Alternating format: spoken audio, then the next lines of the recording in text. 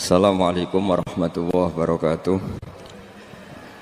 Bismillahirrahmanirrahim. Nahmaduka ya ghafuru ya syakuru. Mashalli wa sallim barik ala sayyidina maulana Muhammadin wa ala alihi wa sahbihi asma'in nama ba'du. Ketika Fatihah itu sebegitu keramatnya, sebegitu topnya, itu setan rapat, singkat cerita itu yang tadi dipimpin oleh iblis yang sedang terkapar apa? Terus tali obatnya enggak ada, cuma dia shock karena ada surat yang turun yang melafatkan itu pasti selamat dari apa? Neraka. Nah ini gimana saran Anda? Sarannya adalah bikin orang-orang itu lupa tidak baca Fatihah. Nah ini rapatnya iblis. Idzabu wajtahidu hatta tufilu qulubahum hatta la yaqulu hadis surah. Kala yuksiru qira'ataha wa la yakunu lahum ajrun wa thawabun bal yakunu lahum adzabun wa iqabun. Kemudian yang terakhir saya beri ijazah tentang Al-Fatihah ya, karena ini surat yang populer. Kalau saya ijazahi Quran 30 juz pasti sampean enggak hafal. Atau ijazah surat Baqarah, kalau mau Baqarah mau. Ijazahi surat Baqarah mau 2 juz setengah. Mau Mas Asep?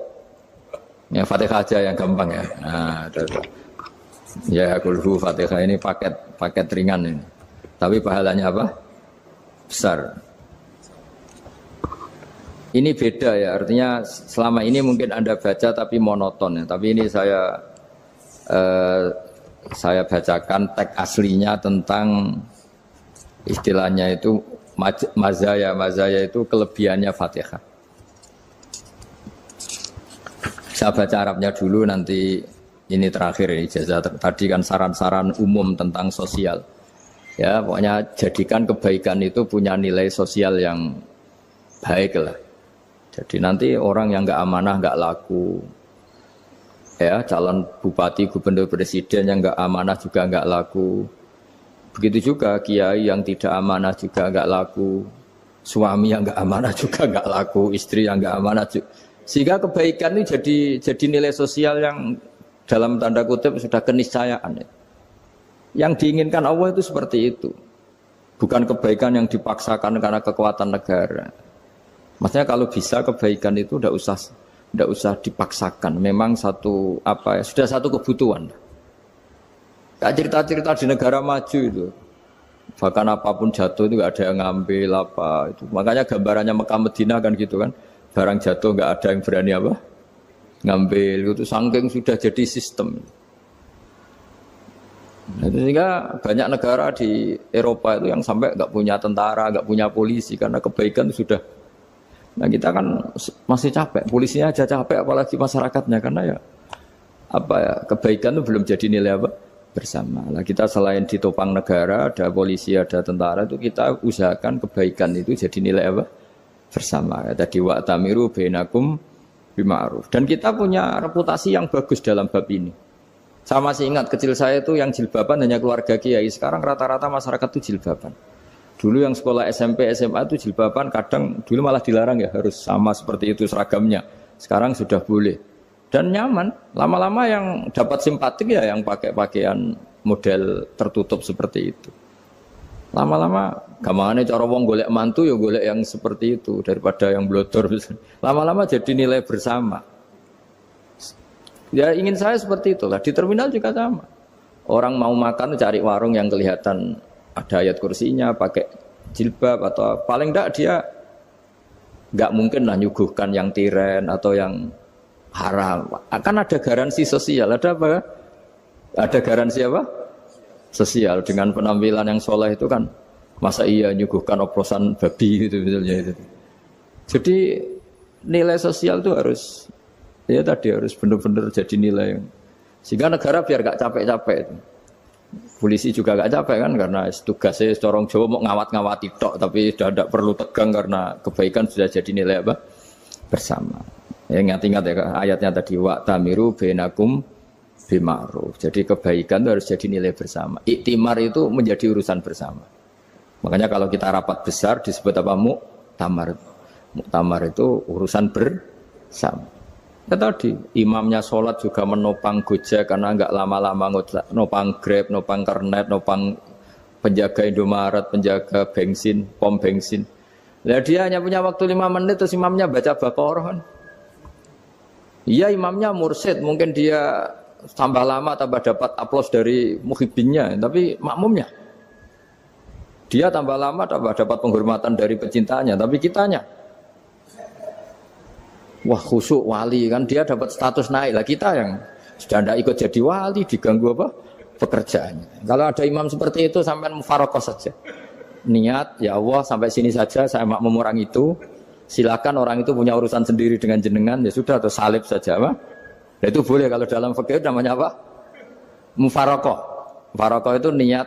Tapi kamu jangan langsung selonong mufarokoh, niat dulu. Pamit sama Allah bahwa sekarang mau mufarokoh. Ya, tapi ya jadi sholat yang aneh kan, imamnya masih rukuk, kamu terus sujud, terus apa-apa selesai ya. Mungkin dalam pandangan itu orang lain ini maksudnya makmum gimana ini kok begini. Tapi sudahlah Allah Maha tahu. Nah, insya Allah dimaklumi. Ya saya baca tentang Fatihah ya, karena sampean pasti sering baca Fatihah. Supaya apa sekaligus jadi jimat lah gitu. Jadi kalau kamu sering di jalan-jalan yang mungkin sepi atau mungkin kan tidak semua teman Grab itu nasibnya bagus yang di Semarang Jogja. Mungkin yang di Kalimantan di Papua kan ada yang 10 kilo gak ketemu rumah, ya kan? Yang lihat di TV-TV itu kan kasihan kan. Sudah 10 kilo gak ketemu rumah. Penumpangnya kuwekar preman tuh kan, ini makan orang enggak kan gitu. Kan ujiannya dua.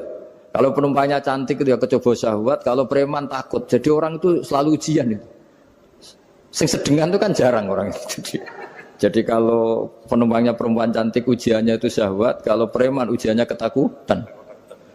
Kalau orang yang lemah bawa uang ujiannya kamu ingin garong. Jadi hidup itu memang semuanya ujian. Liyabluwakum ayyukum ahsanu amala. Makanya saya sering ditanya oleh teman-teman, Gus, nah ujiannya kenal wong wedok elek piye sama, kenal wong ayu ujiannya syahwat, kenal wong elek ujiannya ngenyek, itu sama-sama dosa. Syahwat ya dosa, ngenyek juga dosa. Wah elek keriting untune metu ya dosa ngomong gitu. Kadang-kadang orang berpikir enak kancanan wong elek gak dosa, kata siapa kancanan wong elek itu ya dosa, karena bawaannya ngenyek. Ngenyek itu menyepelekan itu. Makanya saya itu ya nggak mau berteman sampean. Nanti kan bawaannya ngenyek atau seneng ya tidak tahu. Ya sudah ada takdir saja kalau ketemu ya tak ulang ngaji gitu. Tapi ini ngaji terakhir, setelah ini ngaji biasa aja, tidak usah resmi gini. Ngaji kok resmi aneh. Pokoknya nanti suatu saat kalau pandemi sudah berlalu saya akan ngaji Rebone, lalu ini ngaji. Ini ngaji yang kurang bagus karena ngatur kiai kurang berkah ini. Nanti tapi ya lumayan lah masih mau ngaji. Ngaji kok tanggal ini jam ini. Sekarang suatu saat kamu tak panggil, Mas Wahyu datang ke sini jam ini, tidak mesti bisa. Mungkin pas ada acara apa, oh, maaf ke sini pas ngecek, pas apa. Gitu. Jadi ya sudah tapi tak maafkan, enggak apa-apa. Takdir, ya. Tak bacakan supaya sampean tahu keramatnya Bismillah. Nah sebelum saya bacakan Bismillah Fatihah, tak beritahu tentang ilmu tafsirnya, karena ini penting sekali. Fatihah itu dawuhnya Allah, tentu itu dawuhnya Allah. Saya ulang lagi, itu kalamullah. Tapi yang sudah diberikan kesampaian ke kita semua. Sehingga seakan-akan itu menjadi dawuhnya kita ke Allah. Jangan salah loh ya. Fatihah itu dawuh Allah, tapi sudah diberikan ke kita. Sehingga posisi kita itu yang punya itu. Nah kenapa ini perlu dijelaskan? Karena nanti ada kalimat iyyaka na'budu wa iyyaka nasta'in. Kalau itu masih kalam Allah, berarti Allah ngomong ke kamu, ngendikan ke kamu, kepadamu aku menyembah. Masa Allah menyembah kamu? Nah, sehingga ilmu tafsir itu menyelesaikan itu dulu ya. Saya ulang lagi ya, sebelum sampean sering baca Fatihah, aku yakin ya sering baca. Tapi barokahnya tidak paham itu tidak pernah janggal. Enggak paham itu ya penting supaya tidak iskal, tidak janggal. Sebetulnya di kalimat itu ada yang janggal. Kalau Fatihah itu kalimatnya Allah atau kalam Allah, bagaimana dengan kata-kata iyyaka na'budu? Masa Allah ngendikan ke kita, kepadamu kami menyembah. Masa Allah menyembah kita? Maka penyelesaiannya secara ilmu tafsir gimana? Semua ulama mengatakan, bukan satu dua, semuanya mengatakan di Fatihah itu semuanya diberi kawalan kalimat. Saya ulang lagi ya, di Fatihah itu semuanya diberi awalan kalimat qulu, katakan wahai hambaku begini. Ya, katakan wahai hambaku begini. Nah, begini ini pelajaran dari Allah yang sudah diberikan ke kita. Terus kita mengatakan bismillahirrahmanirrahim, alhamdulillahirabbil, termasuk kita mengatakan iyyaka na'budu wa iyyaka nasta'in. Jangan bayangkan Allah ngendikan ke kita. Kalau Allah ngendikan kita berarti gini, hei wahyu ihdinas siratal mustaqim, tunjukkan saya jalan yang benar. Nah nanti kamu terus, ya Allah, Anda aja minta tolong saya minta tolong siapa kan, jadi panjang kan. Ya saya ulang lagi ya, jadi itu di Ulumul Quran diterangkan gimana sebelum baca Fatihah ya. Fatihah itu kalamullah, ngendikane Allah, tapi yang sudah diajarkan ke kita dan sudah milik kita, sehingga kalimat itu menjadi milik kita. Tapi ya kalamullah, tetap kalamullah, tapi sudah menjadi milik kita. Sudah paham ya? Ya pinter nah. Ya, karena kalau tanpa penjelasan seperti ini, Anda akan iskal. Bagaimana Allah, iskal itu janggal, bagaimana Allah mengatakan iya karena butuh. Kan jadi aneh ya? Ya, jadi tak jelaskan secara ilmiah ya. Jadi kata ulama-ulama tafsir, ayat-ayat Quran seperti ini sebetulnya dimulai dari qulu apa? Meskipun enggak dilafatkan. Itu kan sama dengan qul huwallahu ahad Muhammad, katakan kalau Tuhan itu satu. Ya namanya Quran itu kan kalam Allah, membina nabinya, membina umatnya. Makanya dikatakan atau enggak, di sini tersembunyi kata qulu, katakan. Ya. Jadi ya ibarat apa itu? Kamu ngajari anak kamu lah. Le, panggil jenengan bapak kula. Itu maksudnya anak itu, kalimat itu kalimat kamu, tapi kamu ajarkan ke anak kamu. Terus anak kamu bilang, Pak jenengan bapak kulo. Nah ketika kamu mengatakan jenengan, bukan kamu mengatakan jenengan anakku, berarti anakmu itu bapakmu, kan lucu kan.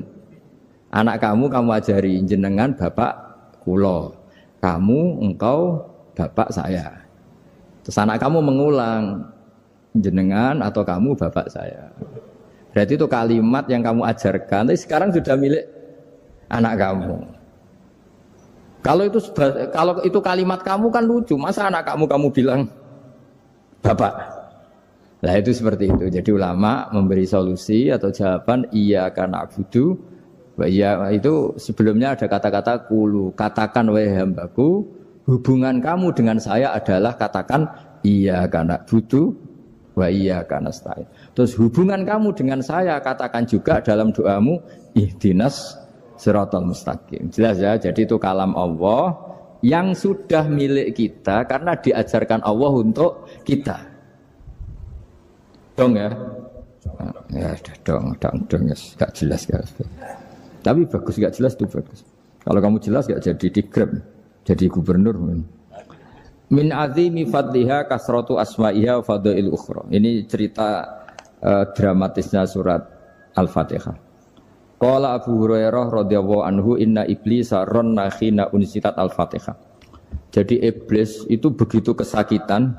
Ini kitab Abwaabul Farad karangannya Syed Muhammad Alawi, juga kutipan dari beberapa kitab. Yang jelas beliau sendiri juga ngutip dari beberapa riwayat di beberapa hadis. Halaman 123. Ketika Fatihah turun itu iblis kesakitan. Kayak orang sakit gigi lah, tersiksa sisanya karena turunnya surat apa? Al-Fatihah. Artinya kalau Anda baca Fatihah dijiwai, maka Anda melemahkan setan, melemahkan iblis. Wa qala Mujahid, khina unzilat Fatihatul kitab ronna fastama indahu asyayatin. Jadi ketika Fatihah itu turun, iblis itu terkapar lah kira-kira. Sampai dijenguk banyak setan. Jadi kemana di ICU lah kira-kira gitu kalau sekarang itu. Entah Covid entah enggak tahu, pokoknya di ICU sampai dijenguk banyak setan. Enggak tahu bawa apa enggak tahu, pokoknya dijenguk banyak setan. Ono yang nyangoni karena ini apa? Ketuanya apa? Pingsan, sakit. Jadi iblis itu sakit sampai dijenguk anak buahnya setan-setan. Ya, semoga kalian semua tidak kenal setan. Kalau kenal berarti teman, apa? Wa qalu misla dzalik. Wa qala lahum laisa mimma taquluna syai'un walakin unzilat suratun laisa ajru qailiha illa an harrama alaihi nar jahannam. Saya ini bukan sakit fisik kata iblis. Kamu tidak usah jenguk saya, datangkan dokter terbaik, tidak usah. Saya ini tidak sakit fisik. Saya ini sakit karena ada surat yang diturunkan, yang pahala yang melafatkan surat itu pasti selamat dari neraka. Padahal misi terbesar saya ini supaya manusia masuk neraka. Sekarang punya tamengnya. Wah pusing kan? Ya seperti orang lah goda sampeyan ternyata sampean setia itu kan pusing. Nah ternyata tidak setia itu yang akhirnya ribet kan itu. Jadi iblis itu cita-cita terbesarnya kan semua orang itu masuk neraka. Nah sekarang turun satu surat yang gara-gara surat itu siapapun yang baca dijamin selamat dari neraka. Jadi walakin unzilat suratun laisa ajru qailiha illa an harramallahu alaihi nar jahannam. Karena jadi dia shock lah itu kalau orang di Jawa itu bilang shock. Aduh sial nasib saya ini umat nggak bisa saya goda lagi karena punya tamengnya tadi punya. Qad tolakaidukum wa makrukum. Rekayasa kalian sekarang itu tidak ada gunanya semua. Nah ini alhamdulillah di Indonesia kelihatan kan banyak yang miskin, banyak yang susah. Tapi selagi mereka masih sholat, itu keinginan mencari halal itu masih tinggi. Kayak apa kita di tengah kota, jauh dari anak istri, jauh dari tetangga. Biasanya kalau orang jauh dari anak istri, tetangga kan sakar PDW. Tapi yang soleh masih banyak, sudah jauh dari keluarga tetap lurus. Loh kalau yang dekat lurus kan wajar, konangan wong akeh kan. Ini sudah jauh masih lurus. Nah ini nggak lepas dari barokahnya surat apa? Surat Fatihah tadi. Jadi karena ada surat yang menjamin pelafalnya atau qailiha terbebas dari api neraka. Wa qalat as-sayatinu lahu is ayyusai'in ta'muruna ya maulana. Faqala lahum idhabu wajtahidu hatta tukhfilu qulubahum hatta la yaqulu hadhihi surah. Lalu kita gimana? Jari para setan gitu. Lalu kita gimana? Terus kata iblis, sudah bikin mereka lupa sehingga tidak baca lagi. Selagi masih baca kita pasti keok. Jadi kalau sampean sudah jarang baca Fatihah itu berarti sudah bagian dari kemenangan apa? Iblis. Jadi kalau sampean sudah jarang baca Fatihah itu berarti bagian dari kekalahan Anda, kemenangan iblis. Masih sering baca? Berapa kali? Terus apa lagi? Kalau ngajarin dulu juga kok 5 kali tok itu? Berarti pas sholat fardu tok itu? Enggak 5 kali itu mendingan itu 17. Kamu itu ngitungnya jangan 5 ini. 5 waktu itu berarti lumayan kan? Berapa? 17 ya? Iya. 17 ya? Ya. 17, tapi kalau makmum tuh sering separuh kan, apalagi makmum tarawih. Ya kan? Makmum tarawih itu bacanya Fatihah ada yang sempurna enggak ya? Ya enggak lah. Baru alhamdulillah rabbil alamin ruko ikut ruko ini gitu. Makmum kan yang tarawih teman. Kalau tarawih jarang sempurna ya. Fatihahnya itu. Kan imam sudah ruko. Kamu bacanya Fatihah sampai mana? Baru setengah ya. Ya paling pas tarawih aja kan enggak sempurna ya. Apalagi kalau imamnya sing kilat tuh waduh malah. Nah, ketika Fatihah itu sebegitu keramatnya, sebegitu topnya, itu setan rapat singkat cerita itu yang tadi dipimpin oleh iblis yang sedang terkapar apa? Terus tadi obatnya enggak ada, cuma dia shock karena ada surat yang turun yang melafatkan itu pasti selamat dari apa?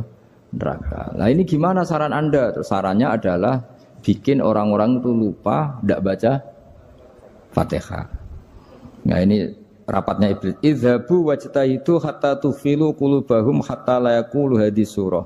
Kala yuksiru qira'ataha wa la yakunu lahum ajrun wa thawabun bal yakunu lahum adzabun wa iqabun.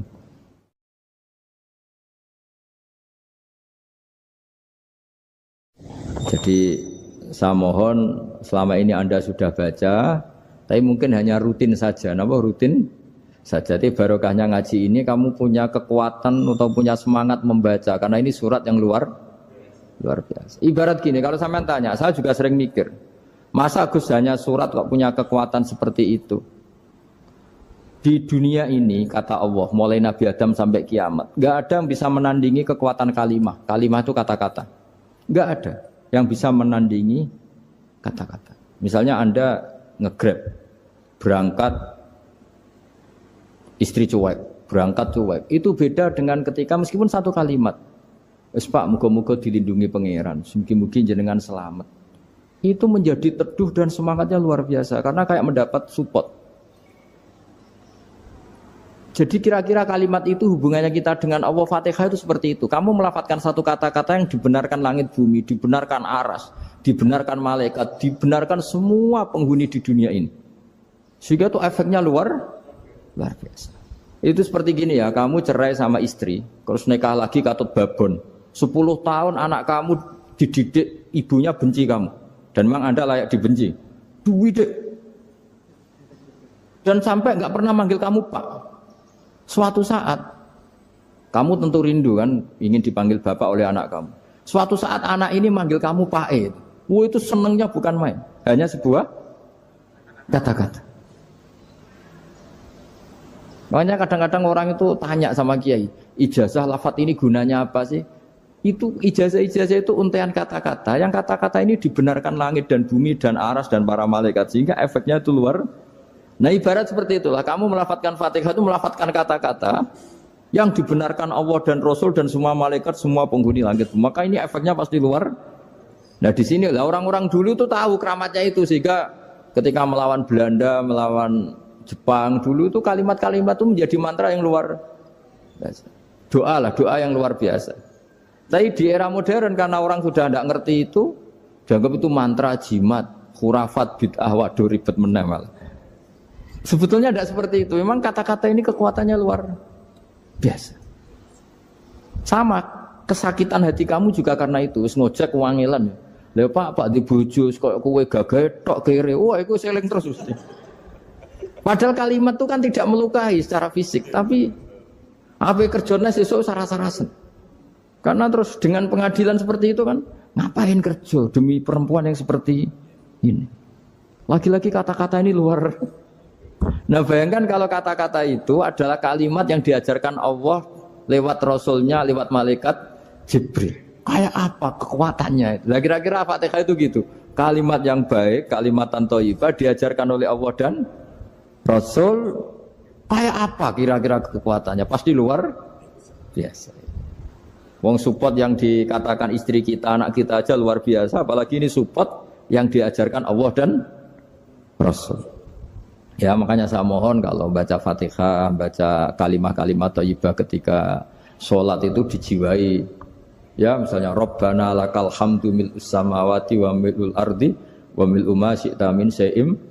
Engkau zat yang layak dipuji dan pujian ini memenuhi langit dan bumi. Karena kita tahu nggak ada sejengkal di alam raya ini kecuali di situ ada rahmat Allah. Misalnya kamu bisa lewat sampai rumah saya, kamu mungkin anggap biasa saja. Coba kalau ngalami likuifaksi, tahu-tahu bumi ini ambles, bisa ngelewati yang likuifaksi itu luar. Tanyakan orang pernah ngalami likuifaksi di Sulawesi, itu melihat bumi bisa diinjak gak ambles itu, wah luar. Dan sampean gak ngalami itu sehingga lewat bumi ya biasa aja. Coba kalau ngalami seperti tidur, ya biasa aja. Coba kalau ada gempa, bahwa bumi tenang ini sudah nikmat yang luar biasa. Masa kamu ngakui nikmat nunggu digituin? Ya kan? Nah, makanya baca Fatihah dijiwai lah bahwa ini kalimat yang luar biasa. Nah, saya teruskan.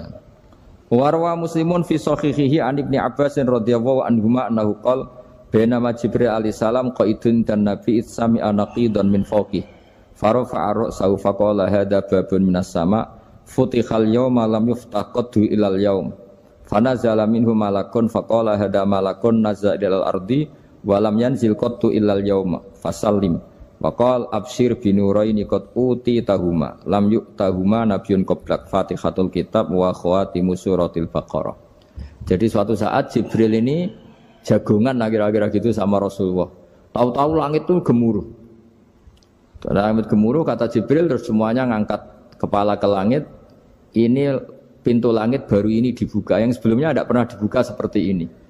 Turunlah malaikat, yang malaikat ini pun malaikat spesial, yang enggak malaikat murahan lah kira-kira gitu, yang enggak pernah turun ke bumi kecuali juga saat itu. Dengan penyambutan yang luar biasa, dengan semuanya tidak pernah terjadi. Hanya karena surat Fatihah. Jadi ini surat yang luar biasa, pengawalannya lewat malaikat yang spesial, enggak pernah turun di bumi kecuali saat itu. Penyambutannya juga enggak pernah seperti itu, baru seperti itu. Jadi semuanya itu spesial. Nah, kenapa ini spesial? Karena di situ ada isi puja-puji kepada Allah Subhanahu wa ta'ala. Ada ikrar kita, alhamdulillah rabbil alamin, ar-rahmanir rahim. Ikrar ini penting. Kalau contoh paling gampang gitulah. Kamu punya istri selama ini cerewet terus. Suatu saat ngomong, "Pak, tak angen-angen ra ono wong lanang koyo sampeyan." Wah, itu langsung ndak ada lelaki sebaik engkau. Itu sampean senengnya Masya Allah. Karena ada ikrar dari seorang istri ke kamu. Nah, bayangkan kalau ikrar kita sebagai hamba diakui oleh Allah Subhanahu, maka ikrar ini akan dicatat sebagai kebaikan kita yang kita panen nanti di akhirat. Karena ada ikrar. Kita ikrar bahwa alhamdulillah rabbil alamin, kita ikrar ar-rahmanir rahim, kita ikrar maliki yaumiddin, kita ikrar iyyaka na'budu wa iyyaka nasta'in. Sampean misalnya jadi orang Indonesia, ketemu orang Indonesia yang makmur di Jerman, terus lupa Indonesia. Kamu orang Indonesia? Enggak, saya enggak orang Indonesia. Mangkel gak kira-kira? Mangkel. Karena salah ikrar kan gitu. Ya, jadi saya mohon jangan anggap kalimat itu hal yang biasa, tapi luar biasa. Nggih, ngoten mawon. Assalamualaikum warahmatullahi wabarakatuh.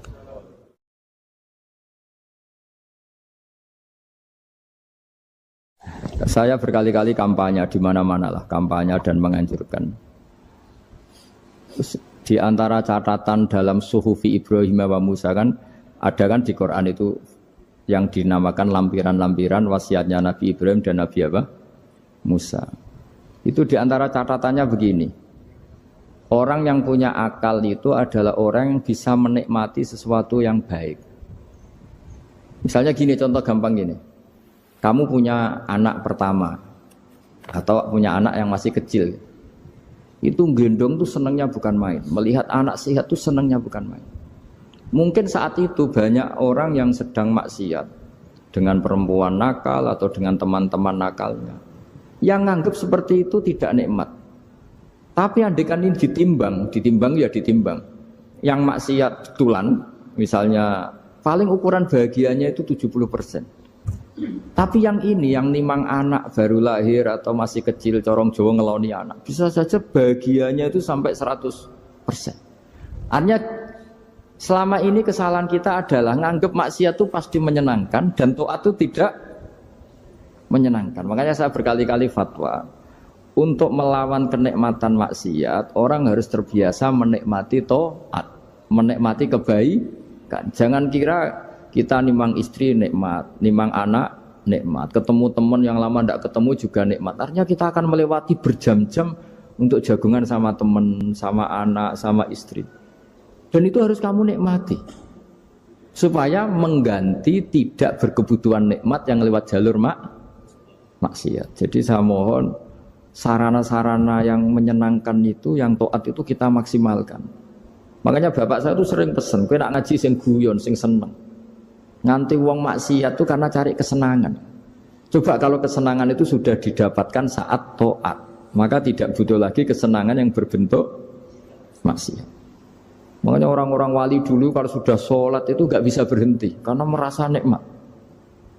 Makanya Nabi pernah ngendikan wa qurratu aini fi sholat, nyaman saya itu kalau sedang jono aku ahli makhras. Akhirnya Quran wong rono merdukun.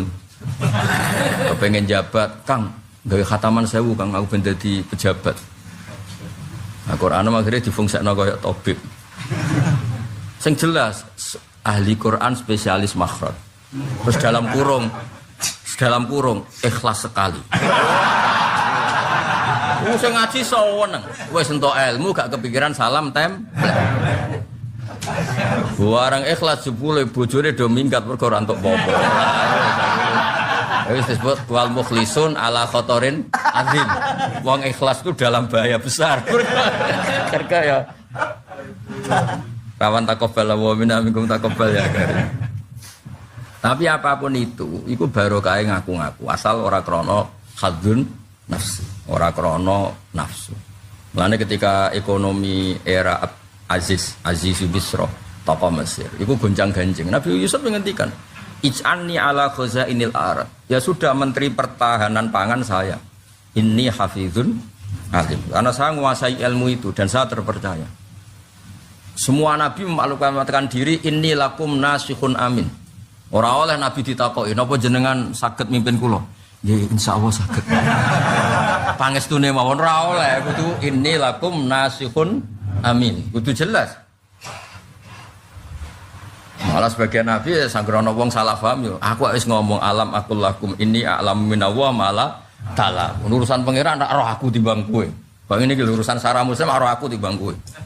Kowe roh judule tok aku wis ora sak isine. Malah ana sing ora regane piro. Terus takok ben ditakok bibet ben dianggap alim. Lah iku sing kebohongan publik. Ora alim kitabe kok bibet terus tamune tidak mlaku-mlaku. Sawangane kitab kabeh tau diwaca. Ya akeh kiai ngoten niku ya akeh. Ya saya penampilannya.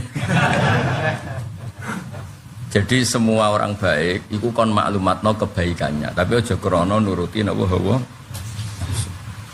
Mane kabeh kitab iku yo ngelem kitabe.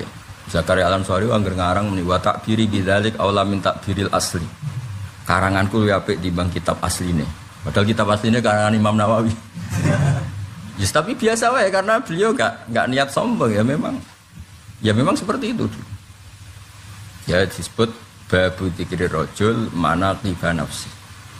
Babu dzikri rajul mana tiba nafsi. Bab seseorang itu boleh menyebut kelebihannya asal kanggo orang banyak, asal maslahat, orang nuruti napa naf.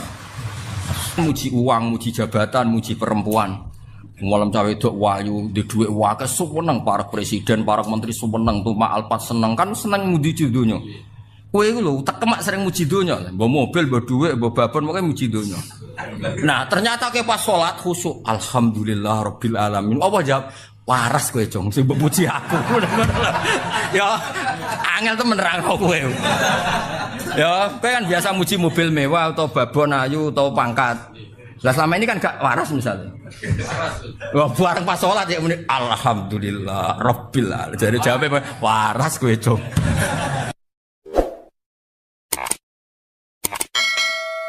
Wa hadatsana Ishaq bin Ibrahim Abdul Muhammad qala akhbarana Abdur Razzaq akhbarana Ma'mar an Zuhri bi hadzal isnad mislahu wa zata fasaidan mongko sak mendhuwur. Wa hadatsana Ishaq bin Ibrahim akhbarana Sufyan bin Anas. Nah niki sangu nggih pasanan nggih. Sabalen niki sangu nggih napa? Pasanan kersane sampean nak maca Fatihah dijiwai. Dijiwai anut panduane Rasulullah sallallahu alaihi wasallam. Man disapane wong salat sapa man salatan kelan salat. Lam yakra kang ora maca sapa man fiha ing dalam salat bi umil Quran. Faya mengko te salat khidaun minangka salat sing cacat, sing nipu salasan kelan kaping 3 ghairu tamamin kelan tanpa sempurna. Faqila li Abi Hurairah innama nakunu waro al-imam. Nah, terus niki tak baleni malih. Kalau sudah di level sahabat, apalagi tabiin, dawe Nabi itu ya dianalisis. Karena Nabi itu ada hal-hal sing beliau itu marah. Sahabat yo ora ro alasane marah, tapi kadang yo ngerti. Tak akeh contoh ya, ben kowe ngerti nek aku sinau tenanan. Kulo nganti tuwa iki jek sinau. Ora koyo kowe wis ra pinter ra sinau. Didol agama wah repot. Yo kok payu saking jembare rahmate pengen. Dungo ra mandi lho, gayane ku yo mandi. Mbok koyo rodok nangis sapa yo larang regane akhire wong ketoke dijiwai yo. Nabi itu pernah sholat, ini nyata ya, Nabi pernah sholat. Kemudian di belakangnya itu baca Quran, makmum di belakangnya. Nabi itu duka, mali unazaul Quran. Aku kok mbok saingi ketika maca Quran. Kemudian ini melahirkan satu tafsir. Kalau sholat jahriyah karena imam baca banter, maka makmumnya itu tidak boleh baca sama sekali. Alasannya apa? Khitabu lil mustami' al istima' dunal qiraah. Tabalin khitabu lil mustami' adalah al istima' dunal qiraah, yaitu Allah bikin aturan wa idza quri'al qur'anu fastami'u la, sehingga ketika imam baca dan kamu dengar khitab al mutawajjah ilaika adalah istima', bukannya ini imam. Nah makanya ketika ada sahabat yang cerita, pokoknya nak sholat kudu maca Quran, maca Fatihah, pokoknya nak sholat kudu maca Fatihah. Abu Hurairah yo dibantah ketika ge aturan itu dibantah. Innama nakun waro al imam. Lho jenengan sepundi kok ngengken kula maca Fatihah, wong kula nu di belakang imam. Maksudnya harusnya saya itu hanya kena khitab mendengar, tidak perlu membaca. Ya tak baleni nek. Potongane kok ngowah-ngowah. Maksude wis tak engko iki nek kowe dadi pondok mbok ulangno terus kok wong pinter wis ta barokah ngaji kene kok terangno kok ben gayane kok wong apa? Pinter. Wes tak ikhlasno wis mbok aku kowe ora usah muni dawuh Gus Bak pepek dhewe pokoke. Pokoke seakan-akan kowe pinter mandiri, ladungi lah pokoke. Wes kena kiai ikhlas iku penak wis ngadeg dhewe pepek dhewe nak. Nak mugo pidato sanggup pepekan iku. Lumayan mau timbang mau sing ngaji ning menara malah untuk jatah bareng mau sing. Saya ulang lagi ya. Era tabi'in ini wis ana sing bantah. Abu Hurairah ngongkon wong, kamu kalau sholat harus baca Fatihah, dibantah. Loh saya ini di belakang imam. Di belakang imam misalnya imam wae, apalagi imamnya baca jelas. Kalau baca jelas kitab kita ini mustame', istima', bukan membaca. Makanya ini bantah faqila li Abi Hurairah. Inna manakun warul faqila li Abi Hurairah itu Abu Hurairah diusuli, Abu Hurairah sing ngendikan diusuli. Loh inna manakun warul imam kita ini kan ada belakang imam. Faqala iqra biha fi nafsik. Nak ke belakang imam ya tetep maca tapi aja banter-banter mari saingan tapi aja terus ra maca. Cara wong Jawa bareng ngene. Kowe ya maca tapi lon tapi aja terus ra maca. Oh, tapi intine Abu Hurairah ya dibantah ngono. Lah nek kena dadi kiai dibantah tenang ya Abu Hurairah sahabat dibantah kok mau kiai kok mesti. Soale kowe milih si paslon apa? Kula niki niku ya wis karep-karepmu ngono bareng donya ribet to. Fa ini sami itu Rasulullah sallallahu alaihi wasallam yaqul qala Allah taala niki sing kula nyangoni jenengan Ramadan iki jiwai tenan. Qala dawuh sapa Allah taala qasamtu bagi ingsun as-sholata ing salat baini wa baina abdi. Baini antarané ingsun wa baina abdi antarané kawula ingsun niseni kelan rong bagian. Wali abdi lan iku tetep keduwe manfaat maksudnya. Manfaat ketika kawula ingsun malti apa wae saala kang njaluk sapa abdi. Fa idza qala al-abdu alhamdulillah rabbil alamin. Qala Allah taala hamidani abdi. Ya misalnya kowe maca iki rungokno tenan ya. Selama ini mungkin Anda kan muji uang, muji jabatan, muji perempuan. Malam cawe wedok wayu, di dhuwit wae seneng para presiden, para menteri seneng, tuh Alpat seneng kan seneng muji donya. Kowe iku lho tekemak sering muji donya, mbok mobil, mbok dhuwit, mbok babon pokoke muji donya. Nah, ternyata ke pas salat khusuk, alhamdulillah rabbil alamin. Apa jawab? Waras kowe jong, sing mbok puji aku. Ya, angel temen nerangno kowe. Ya, kowe kan biasa muji mobil mewah atau babon ayu atau pangkat. Lah selama ini kan gak waras misalnya. Wah, bareng pas salat ya muni alhamdulillah rabbil alamin. Jadi jawabnya waras kowe jong. Dong kowe. Lah engko nak salat Ramadan dijiwai alhamdulillah rabbil alamin. Terus Allah ngendikan waras kowe jong. Lha iki gak guyon tenan iki lho.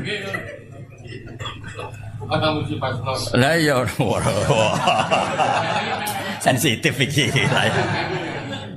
Ya dadi fa idza qala al-abdu alhamdulillah rabbil Allah jawab ngene ya. Hamidani abdi. Dengaran cong muji aku. Biasanya kok muji duwe, muji babon. Dengaran cong apa? Ya nak cara aku semane terjemahane bebas yo waras wis. Waras, apik-apik, waras. Ya dan engko nak pas Ramadan ya maca Al-Fatihah ya alhamdulillah rabbil alamin. Dijiwai.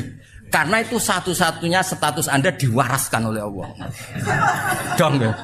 Lho kan kowe misalnya muji misalnya sing biasa rokok bab, kowe enak rokok bolotan lho. Sing biasa ngopi, kowe enak kopi iki. Jare pangeran, ya Allah, kawulaku. Amen muji makhluk wae ngono. Momonan untuk sumbangan, bansos, muji bansos, apa dipuji? Gak tau muji pangeran. Lho pas salat jebule muni alhamdulillah rabbil alamin. Waras to, waras. Bareng kok bar salat ku maneh lho kok kumat. Ya kok salat nek ya waras meneh berarti.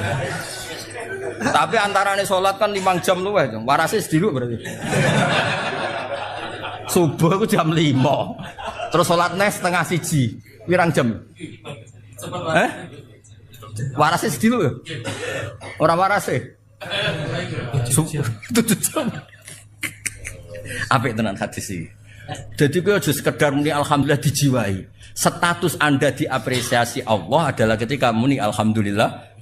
Mergo Allah terus ngapresiasi hamidani abdi. Saiki kawulaku wis waras. Biasane muji donya, babon, muji pangkat. Saiki muji aku. Waras wong dengaran. Apik hadis iki seneng. Oh iki nggo sangu poso. Namun pas malaikat liwat terus diangkat jadi wali. Tapi syaratnya wali ra seneng duit. Berat kan ya? Berat tuh. Ayo milih. Apa sih kira-kira? Ya wali udah duit. Wah. Nakal.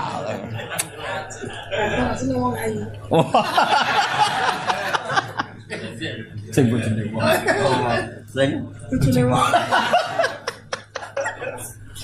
Hebat. Niki makome fana, makom fana. Dadi ora wali makome fana, wis gak kena hitop. Makom dunia lain. Makom dunia lain fana. Ya, dadi kowe nak salat nani ya, selama ini mungkin kan nak cara sarah-sarah kula wae. Mungkin kita selama ini taletuh blepotan.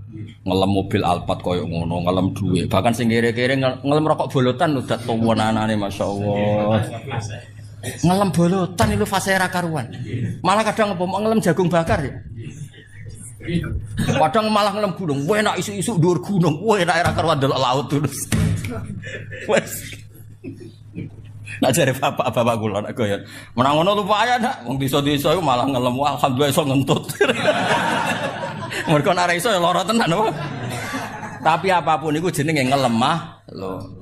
Lho saiki kok tumben cucu ngelem pangeran. Alhamdulillah rabbil alamin. Terus pangeran ngapriasi waras gitu. Ya, waras gejeng saiki iki. Hamidani abdi. Engko kumatlah jeng saiki pokoke waras. Ya, jadi ketika faida qala al-abdu alhamdulillahirabbil alamin qala wa hamidani abdi. Dengaran muji aku, Jeng. Biasanya kok muji harta tahta wanita. Hamidah mujine ingsun sapa abdi. Mulane kula yakin aku yakin Nabi ku seneng banget mek ngaji niki. Mergo Nabi ndongaaken ala khulafai rahmatullah. Wong sing genteni aku mesti entuk rahmati Allah. Terus niku sinten Nabi? Wong sing maca hadisku dan diajarkan. Nggih kados ngaji ngeten iki. Yo ngajarane kudu kaya aku ngene kuangelan nerangno ngene iki nek agak bolan baleni ya mloset to. Apa tak bobot? Ayo. Khatam aku sedurunge mati khatam.